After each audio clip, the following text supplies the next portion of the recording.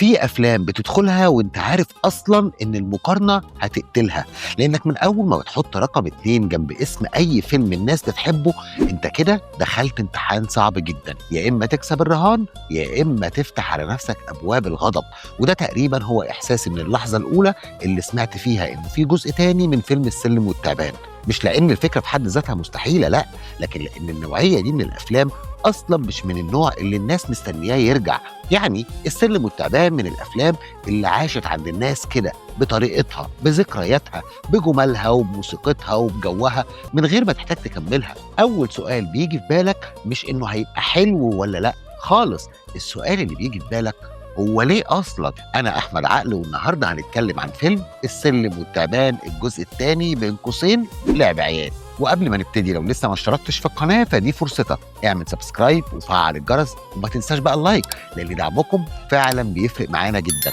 خصوصا في الحلقات اللي فيها أفلام ونقاش وتفاصيل وحاجات تانية كتير. ويلا بينا ندخل في الموضوع.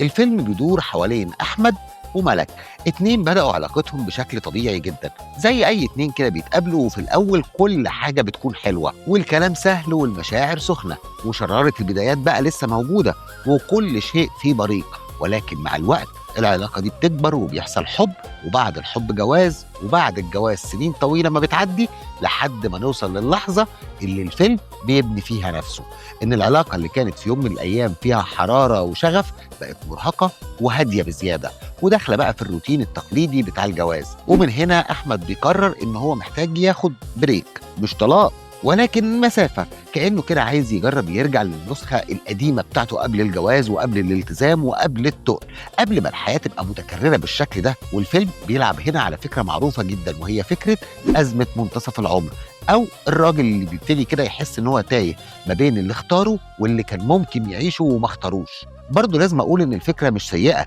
يعني فكرة إنك تمسك علاقة زوجية بعد شوية سنين وتحاول بقى تشوف إزاي الحب ممكن يبقى باهت وإزاي الناس بتقدر تبعد عن بعضها وهي لسه بتحب بعض، دي فكرة في حد ذاتها فيها مساحة جيدة جدا للدراما والكوميديا وللرومانسية، ولكن لو اتوظفت صح.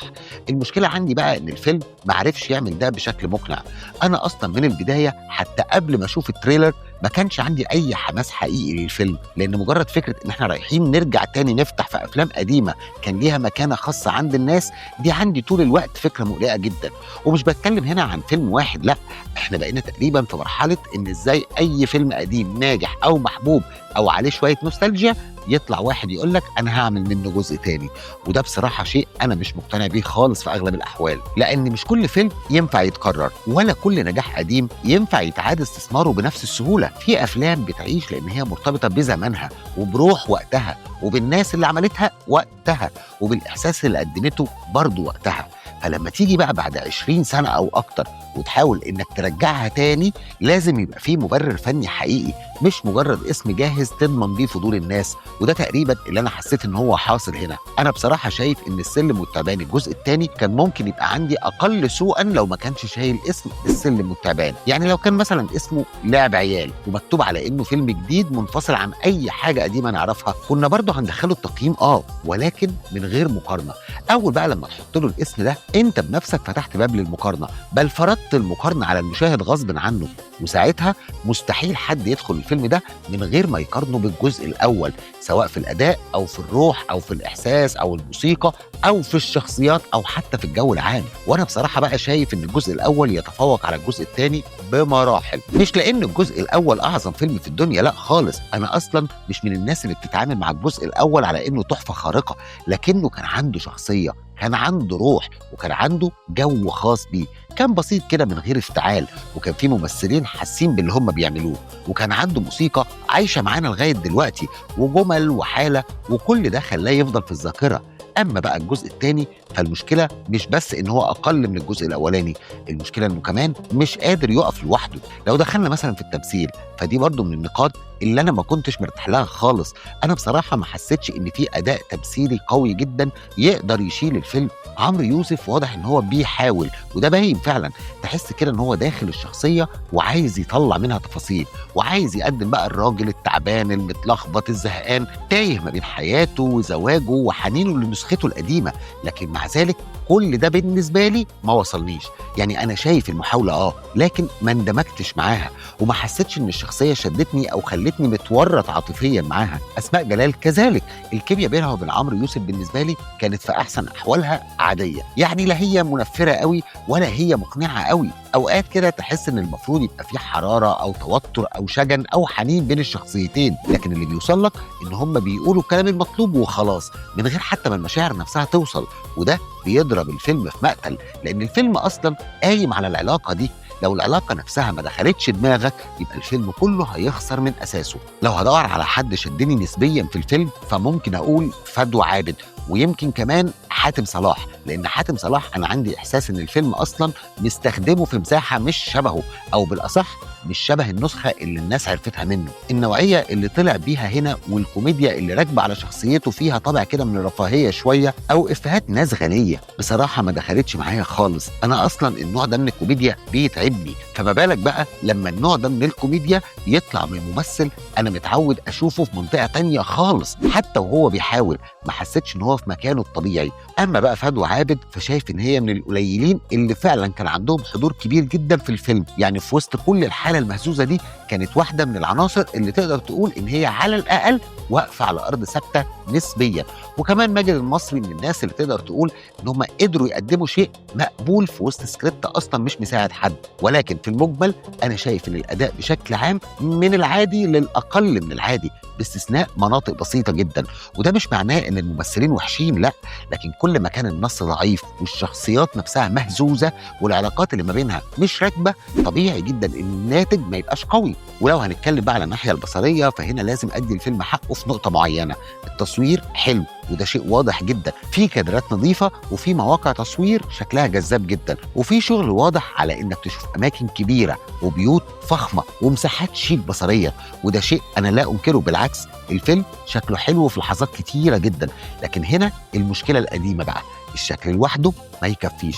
يعني أنا شايف مناظر حلوة وأماكن فخمة وكادرات مصقولة، لكن في الآخر أنا باتفرج على فيلم مش إعلان طويل لكومباوند أو حياة رفاهية. وده أصلًا من أكبر مشاكلي مع الفيلم، إن في لحظات كتير جدًا حسيت إن اللي باشوفه ده عبارة عن شوية إعلانات متلزقة جوه الفيلم، إعلانات مباشرة جدًا وفجة جدًا، لدرجة إنك أوقات تحس إن الفيلم نُص قصة والنُص التاني عبارة عن شوية إعلانات كده رايحة جاية، عربيات وكومباوندات وقهوة وشيشة ومنصات، تفاصيل كتير جدًا موجودة بشكل بيزعجك وأنت بتتفرج. يعني بدل ما تبقى جزء طبيعي من العالم، لأ، أنت حاسس إن الفيلم عايز يلفت نظرك ليها بالقوة، وده شيء بصراحة يخرجك جدًا من الحالة، لأن الفيلم أصلًا رومانسي أو اجتماعي، محتاج اندماج، محتاج إحساس ناعم شوية، محتاج إنك تبقى ماشي جوه الحكاية. لكن لما كل شوية تحس إن في لقطة معمولة مخصوص علشان تسوق لشيء تاني، ده بيكسر كل حاجة. ومن المشاكل اللي ضايقتني جدًا كمان في الفيلم الموسيقى والأغاني، وأنا هنا بقى مضطر أقارن، لأن المقارنة فرضت نفسها. من أول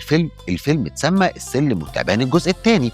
الجزء الأول كان عنده موسيقى هشام نزيه والناس لحد النهارده فاكرينها، وكان عنده أغاني معلقة مع الناس لحد النهارده، تقدر تسميه كده إنه كان عنده روح سمعية كاملة. أما هنا بقى فإحنا قدام فيلم تقريبا فيه 5 أو 6 أو 7 أغاني، ومع ذلك أنا مش فاكر منهم ولا واحدة. ويمكن هنا بقى ضروري إن أنا أقول نقطة مهمة جدًا، أنا ما كانش عندي مشكلة ضخمة مع الإخراج نفسه على قد ما كان عندي مشكلة مع السيناريو. السيناريو هنا هو أصل الورطة، لأن القصة نفسها بالشكل اللي اتقدمت بيه ضعيفة جدًا، لأن الحكاية نفسها مش جديدة، وده مش عيب لوحده، لكن هي كمان مش متطورة ولا مشدودة ولا عندها بناء قوي ولا بتخلق صراع يخليك فعلًا مهتم تكمل وتعرف إيه اللي هيحصل. بالعكس، أنا في نص الفيلم التاني تحديدًا حسيت إن الدنيا بقت بطيئة ومملة ومكررة، وابتديت فعلًا أبتدي ألعب في الموبايل وأنا قاعد، وده عندي من أخطر المؤشرات على إن الفيلم مش ماسك نفسه. والأسوأ بقى إن الفيلم معتمد جدًا على الكوميديا البلس 18، كأنه بيقول لك كده طالما أنا هارمي لك شوية كلام جريء أو مواقف جريئة يبقى ده كفاية، لكن الحقيقة لأ، الكلام الجريء لوحده ده مش معناه ضحك، والبذاءة أو الجرأة لوحدها مش معناها كتابة شاطرة.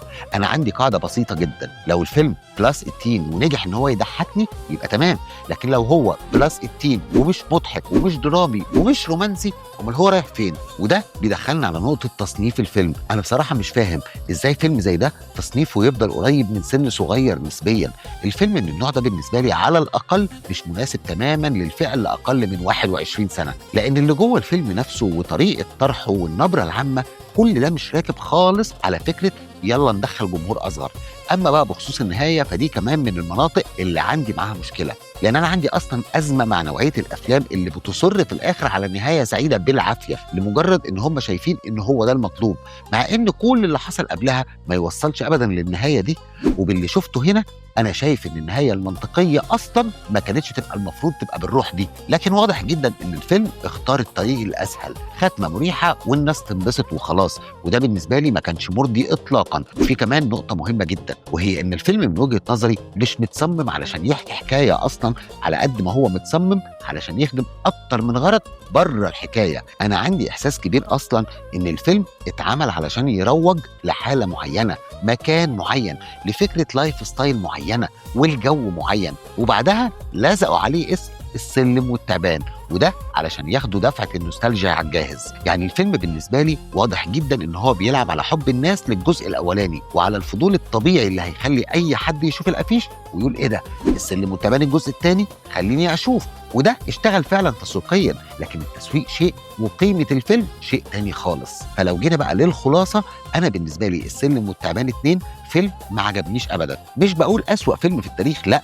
ومش بقول ما فيهوش اي حاجة تتشاف، لكن بقول ببساطة انه فيلم ما يستحقش لا اسم الجزء الاول ولا حتى الضجة اللي حواليه. وانا للحقيقة هرشت ده من بدري قوي فما دخلتوش سينما، وقلت انه ما يستاهلش واحد ينزل له السينما، ده نستناه لما ينزل على منصة ونشوف واحنا قاعدين على الكنبة. وفي النهاية انا لو هقيم الفيلم ده هقيمه 5 من 10. وسؤال الحلقة بقى، انت مع فكرة ان الافلام القديمة الكلاسيكية يتعمل لها اجزاء تانية، ولا شايف ان الافلام دي تفضل كده زي ما هي محدش يهاوب ناحيتها؟